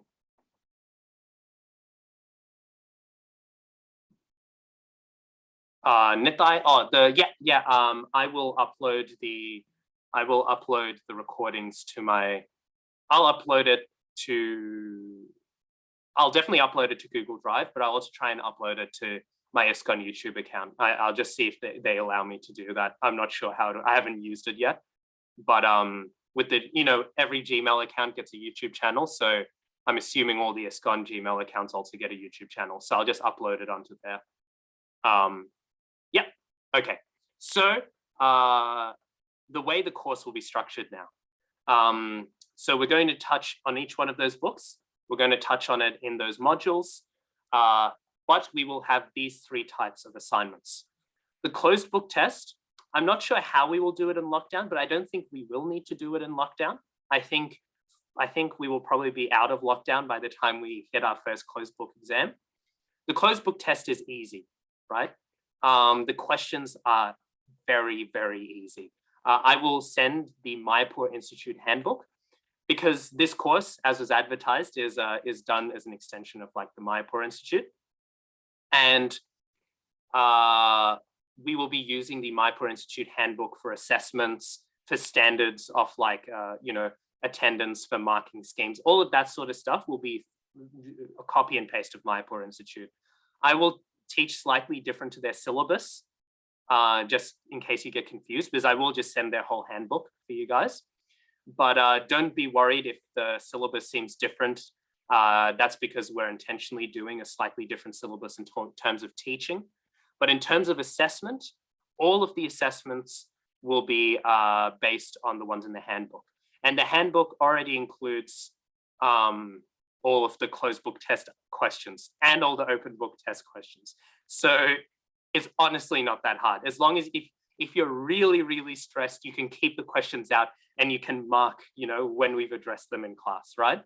But it's as long as you pay attention for like, I won't give a percentage because I don't want everyone to drop down to that minimum percentage of attention. But as long as you give like a decent amount of attention, that they're not hard, right? An open book assignment, like technically you don't even need to pay attention to that because it's an open book assignment. The closed book assignment is where you got to pay attention. That being said, I would pay attention for the open book assignment because even though you can Google around and all for stuff, as a surprise to nobody, Bhakti-śāstrī questions aren't exactly the most popular things that people are sharing like their answers to on the internet. So you would be better off just, following along. But I'm just saying that to say it's not that hard. I will send a booklet. I'll also send us a course overview certificate sort of thing that Ghanshyam Prabhu wrote up. I'll send that as well, which sort of has all of these details in a bit more detail, right? I'll send that into the WhatsApp group. Is anyone not in the WhatsApp group? Just message in the chat if you're not in the WhatsApp group. If so, I'll email you. Yep. So that's how the open book assignments will work. And then the third one, which is everyone's favorite, the Shloka Test. The Shloka Test seems intimidating. The list of shlokas will also be in the Mayapur handbook, the Mayapur Institute handbook. I was going to modify the list, but then I thought, no, we'll go fully with just Mayapur Institute standards. It's around 50 shlokas, and that sounds like a lot. But if we're doing this course for 2 years, that's 1 shloka a fortnight. Like, that's easy. That's doable. That's super duper doable. That's the only thing I'd recommend, like getting onto ASAP. Not because it's hard. When I did Bhakti-śāstrī, I learned. I think I did 20 in like a day, and I forgot them all the day after. But it's doable, right? Like it's doable. I wouldn't recommend that though, because like Shastra is nectarian, but it's hard to appreciate the nectar when you're cramming like that. So memorizing shlokas is actually fun. Like I promise, I'm not lying to you. It actually is a lot of fun. But when you're cramming, it's maybe not the best it's just not fun. Look, I want you to have fun in your Bhakti-śāstrī course. I'm not saying get onto it now because you will fail the course if you leave it for the last week. You just won't have a fun time if you leave it for the last week, if you get what I mean. It's doable, it's just not fun. Yes, it includes memorizing the translations. I'm going to be honest, I'm not the strictest guy in the world on getting each word right. Like if you say, if you put an extra and in there or something, like I'm not going to mark you down for that. But as long as you've got the gist of the translation down, then you're fine, right? But yeah, you'll have to say the English and the Sanskrit. But again, like don't memorize. You don't need to feel pressure to memorize each and every single participle and conjunct, right? As long as you've got the general ideas down, you can get full marks. As long as you don't say something like, Shiva is the Supreme Personality of Godhead, like you're fine. Yeah, okay. So that's the Shloka test. The list will be included in the Mayapur Institute handbook that I'll send out, as will be the closed book test and the open book assignments. So the closed book test, I think the temple will be hosting it for those of you in Sydney. For those of you not in Sydney, Ganesham Prabhu said he's got it covered. He'll have some arrangements made, so no stress. The open book assignment is pretty straightforward. Like I'll just give you the question. You'll have however long, I think like however long to write up a response, probably a week, or something. It really depends. I think it'll depend on the question. But you'll have like a week to type it up in your own time and then send it across. When we get closer to the open book assignment, we'll set aside one lesson just to give an overview of what we want them to look like, how to write one, what we're looking for in one, a rough idea of some tips and all. So don't feel worried if you're thinking, I don't know how to do that. We will have a session like dedicated to that when we get closer to it. And then the Shloka test, we'll just do Zoom calls, and then and then you can just recite the Shlokas over the call. Each one of these, as I said, will be at the end of the module. So the way the Shlokas are, we will assess the Shlokas at the end of each module, and the Shlokas we will assess will be all of the ones that were related to the chapters that we covered in the books that we covered. Yeah. So with that, we've come to the end of the induction. I hope that's been a good overview. There's just one thing I want to ask, and then we'll go to questions. And that'll be, what do people hope to get from this? Did I say 50 shlokas? Yes. Who was assessing them? Yeah, that's me over Zoom. What are people hoping to get out of this Bhakti-śāstrī course? That's just something I'm just curious for people to share, just to get an idea of what we're sort of approaching it with.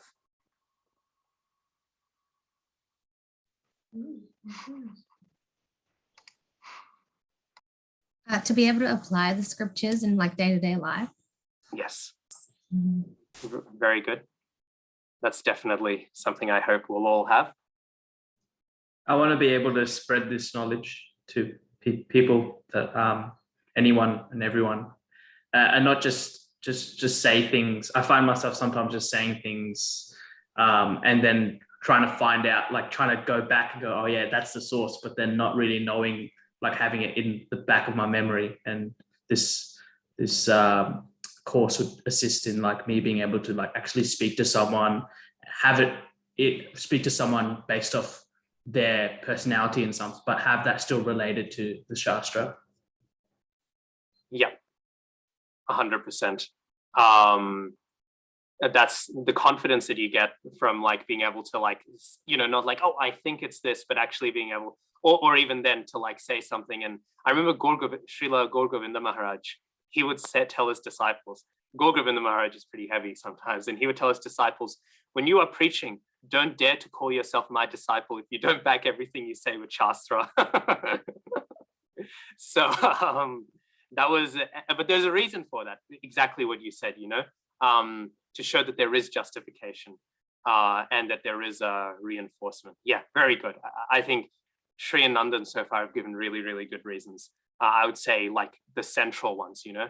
We can have Shastra applied to our lives, and we can also be able to properly express the philosophy and understand the philosophy. In many ways, it's not just for preaching to others, it's also for preaching to ourselves, to go deeper into our understanding of the philosophy, to go deeper into how we preach Krishna consciousness, again, to ourselves, to explain the principles, to reinforce the principles, to, you know, as we grow, right? Because preaching is just as much for the devotees as it is for the non-devotees. In the same way, preaching is just as much for ourselves as it is for others. Yeah. Is there anything else? It doesn't have to be like altruistic. It can be any reason, really. I'm just curious what people are bringing. Yeah. For me, like I've always studied like alone, in the sense that I've either been studying with like people who are my parents' age, or just me and Abhishek Prabhu, and I feel like this is an opportunity for me to study with people who are like-minded, like, you know, in the same place as me. So that's something that's exciting for me. Yeah, for sure. I think that's actually, I keep on saying this is the most important part of Bhakti-śāstrī, and contradicting like what I said before, but there's a lot of important parts of Bhakti-śāstrī, but really, honestly, one of the most important parts is just being able to associate with other devotees and discuss it. That's why some devotees asked if, oh, you know, can I watch the videos later? Can I just do the course like that? Like, can you just record the classes? I'll watch the classes and then I'll set the assignments, right?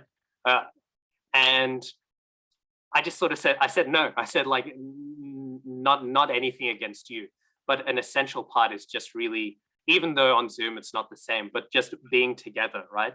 And together sort of studying and going through. It's a really essential part of the Bhakti-śāstrī process. I think Vidhi Mataji and Rani Mataji are both unmuted, so. Yeah.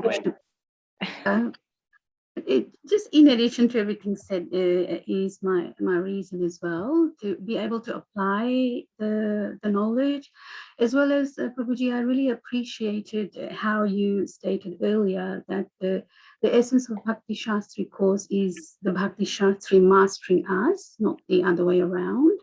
So yeah, and cleansing process, as well as the journey comes along with it, the right association. So yeah, so those are my reasons I'm here. Yeah, perfect. And especially with the cleansing process and all, as we know, devotional service cleanses us so much. And when we finish the study of Bhagavad-Gita, we'll find one of the very last shlokas. Krishna actually says, whoever studies this conversation, he is worshipping.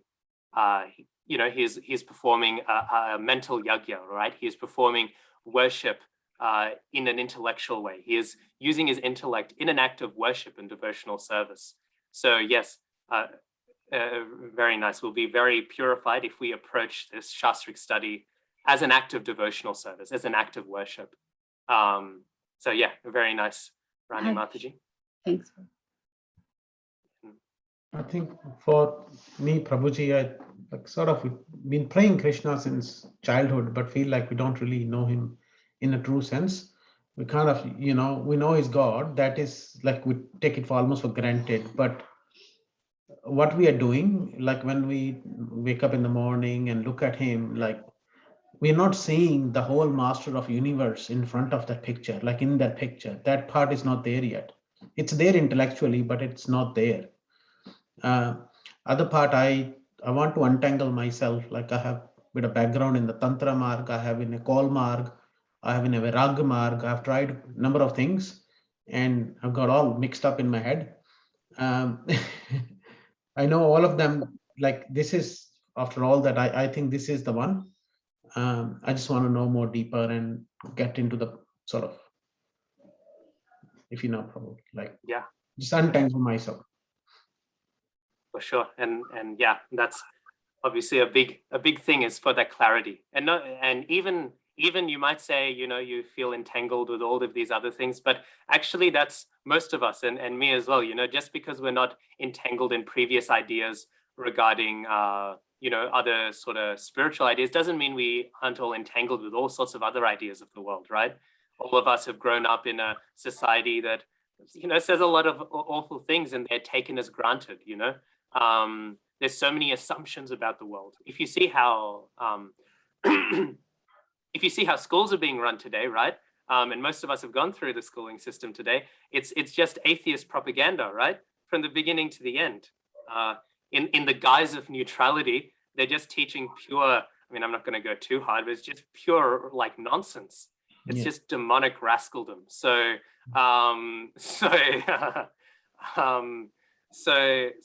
we've all got that baggage. So that's relevant to all of us, right? So yeah, it's nice to clarify all of that. Vidhi Mataji? Yeah, Prabhu, just summarizing what everybody is saying, it's more or less the same intention. I just want to strengthen my bhakti, my devotion. And I feel I don't want to approach it only from sentimental basis because, having been brought up from an Indian background, it's like Prabhu just said, we are conditioned to worship, we're conditioned to, pray and do all these things. But I don't want to carry it forward only on the sentimental basis. I want knowledge associated with that. So I want to understand more. I want to learn more what Krishna is. I want to, I just want to know him more so that I can love him more. That's my whole intention. Jai, very nice. And as we said, that is why we're so intent on studying Srila Prabhupada's books, because that's how we get there, right? Our goal isn't anything else but to, when Srila Prabhupada sees, the story of how they got Radha, Landanishwar. I won't tell the whole story because then we'll go over time. But after they steal the murti, after they've stolen it and they've driven away, Srila Prabhupada the whole time was just acting casually with the murti, right?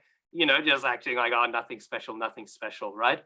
Srila Prabhupada, was doing this. But then after they'd driven away, it's described Mukunda Maharaj. He really nicely describes this pastime in his book, Miracle, 22nd Avenue. But Srila Prabhupada, he goes out and he goes to the back of the van. And after they fully escaped with the murti, he just begins to cry and begins to sing the prayers from the Brahma Samhita, right? I don't know about you, but when you hear that, you sort of think, I don't really care what anyone else is getting out of this. I don't really care what anyone else is getting out of it when they see Krishna. I want to get what he's getting out of it when he's seeing Krishna, right? So I want to be able to, as you said, there's so many people have so many ideas, but when we see how Srila Prabhupada reciprocated with Krishna, it's like, I want to know what he was getting out of it. I want to learn that. I want to experience that. So yeah, we will get that out of Srila Prabhupada's books. So with that, I'll open up to any more questions. Just before that, I'll just quickly say one story that I find funny. When it comes to studying Shastra, we shouldn't be, sometimes things are contradictory, sometimes things are a little different, but it's all part of the fun. On a morning walk, Srila Prabhupada was once walking and he asked his disciples, he said, how do we know that Krishna is the Supreme Personality of Godhead? And one of Srila Prabhupada's disciples on the morning walk, he said, because Krishna says in the Bhagavad-Gita that he is the Supreme Personality of Godhead. And Srila Prabhupada said, no, it is because of the ecstasy we feel in devotional service. A very nice answer from Srila Prabhupada. The next week, they were all going on a morning walk, the same group of devotees. And Srila Prabhupada, he asked, how do we know that Krishna is the Supreme Personality of Godhead? Because a few of the devotees are different. And that same devotee, he thought, now here's my moment to shine. And he said, because of the ecstasy we feel in devotional service. And Srila Prabhupada said, no, because he says so in the Bhagavad-Gita. So in this, I find one thing just in general we should remember when we study Bhakti-śāstrī is that studying the philosophy is something that should be fun and jovial, right? We shouldn't be, we should take it seriously. But actually, I strongly think that when we take something seriously, the most serious we can take something is if we take it joyfully. So that's just one thing. Just coming back to the points I've been making earlier, how we associate study with austerity. but we really shouldn't be seeing Bhakti-śāstrī in that way. Not that I think people are, but we can have that tendency. Study is this rigorous act of like, intense, we have all our flashbacks to university and all, or we just are living in university, and unfortunately it's not a flashback. But yeah, we have all of these things, but actually as we go through, and as I'll say the homework, I just want, that attitude to be there. We should really enjoy this course. Nandan Prabhu, you've got a question, and I'll open it up to any other questions. Like we'll just go questions and then wrap up. You were just touching on it, but I was just, when you mentioned things like the assessments, etc., having gone through the Western school system, personally, my experience is not really like vibing or liking what I'm learning and just understanding it as something that I need to get through. And so therefore the program of mine is to game the system to best master the test and then get to that way, get through it. How do I not bring that kind of mindset when I hear about assessments and stuff to this course? I'm really excited about doing this course, by the way, Prabhu. Thank you so much. No problem at all. And I think that's a great question. For me, the way I did it, because I have the exact same mindset. I think what I normally do at university is after I attend the first 2 lectures, I can sort of weigh up if I actually need to go to the lectures for the subject or not. And then if I don't, I just stop turning up. So I understand the path of like minimal resistance sort of approach. I think one thing is that the assessments are easy, if you get what I mean. So I think if you keep in mind that the assessments are easy, you'll sort of feel less of this sort of like, I just need to get past the edge, if you get what I mean. It's not like you need to focus your energy in nailing the assessments, right? And then the assessments stop being a focal point of the course. But another thing that I find is that's sort of why we touched upon these things in the induction. If we really see this Bhakti-śāstrī course not as a course we're doing, but actually as an expression of our sadhana, as I was saying, it really is distinct. It's a part of our devotional service. This is a service, right? When we chant our 16 rounds, that is service, right, to the spiritual master, right? We are serving the spiritual master, as the spiritual master has told us, chant 16 rounds. When we are studying Bhakti-śāstrī, we are actually serving the Vaishnavas and our spiritual authorities because they've all encouraged us do Bhakti-śāstrī. Some people might have had it specifically told to them by their spiritual authorities, but others will just know. Srila Prabhupada has said, with the different titles that will come. So there's Bhakti-śāstrī, Bhakti Vaibhav, Bhakti Vedanta, right? And then he says, I want that all of my disciples would take the title of Bhakti Vedanta by doing these courses. So in this way, we can understand if we don't get in the mindset of this is a course where I'm going to get a certificate at the end, or this is a course which I want to pass, right? If we get in that's sort of why I'm stressing it's easy and we don't need to worry too much, because we're not actually here to competitively get marks. The competition's fine if you like that sort of thing, right? Competition can be used spiritually, like in we find book distribution scores being shared, right? Competitively. That's nice, right? But it really isn't like that. It's an active service, right? We are serving the spiritual masters. We are serving the Vaishnavas actually by learning this. And Srila Prabhupada did not say that in the sense that he wants us all to pass the test, right? He wants us to enter into his books. Secondly, I think it's because this course really is sort of like, I really think it's a really introductory course. Like it's introductory to a rather rigorous standard for an introductory course, but it still is introductory. And when we study it to begin our Shastric study. It's sort of like, when you do a 101 course, you actually do pay attention to the content because it's going to mess you up in the long run, if you get what I mean, if you don't know it. Eventually, you're going to have to learn it, if you get what I mean. So you may as well learn it now to increase depth in your study as you keep on going.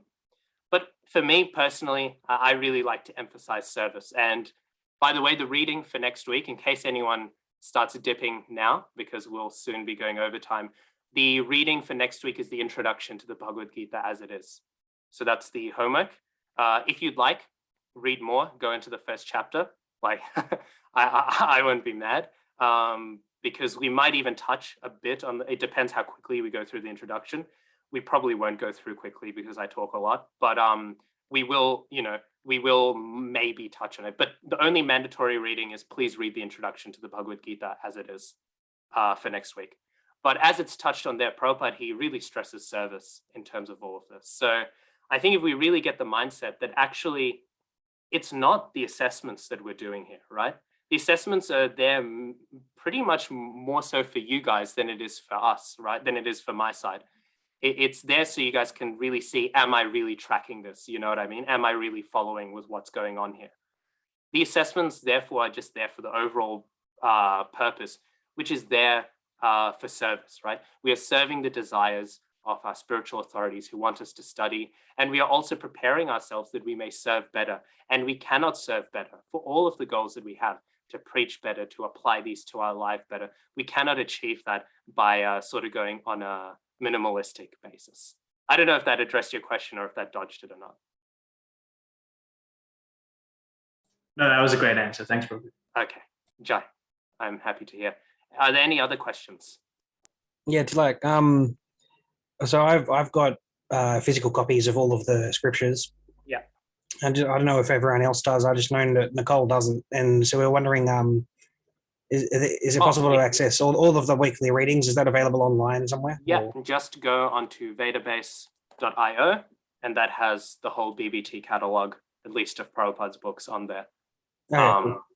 So yeah. So that should cover everything, like Isopanishad. No, that will cover everything. Yeah, like that'll cover everything to the highest level of course that ISKCON offers. Like that's got it all. Yeah, cool. Database is very extensive. Yeah. Any other questions? By the way, I'll share that link in the WhatsApp group as well. Are there any other questions? If not, we will wrap up today. Well, thank you all for attending. Sorry, we've only gone like 2 minutes over time. So yeah, we'll wrap up for now. I will try and keep within the 2 hours every day, even if I have more content. Just today, I was comfortable going a bit over if needed because it's like a one-off topic. But in general, I will be pretty strict with the 2 hours time limit because I understand you all have places to be, and I'm not going to prevent you from getting there. So you don't need to worry with scheduling about us regularly going over time or anything. If you have any further questions, feel free. You can message me on WhatsApp because we have my number in the WhatsApp group. I'm the only admin in case you can't tell, which number's mine. You can also email me. I'm pretty sure I've emailed all of you. So you can email me any questions. And yeah, if anything comes up throughout the week, feel free to email me. Or contact me in any way. Okay, well, thank you all for attending. Srila Prabhupada ki Jai. Vanchakalpatarubhyascha kripasindubhya cha patitanam pavanebhyo vaishnavebhyo namo namaha. Anantakoti Vaishnavrinda ki Jai.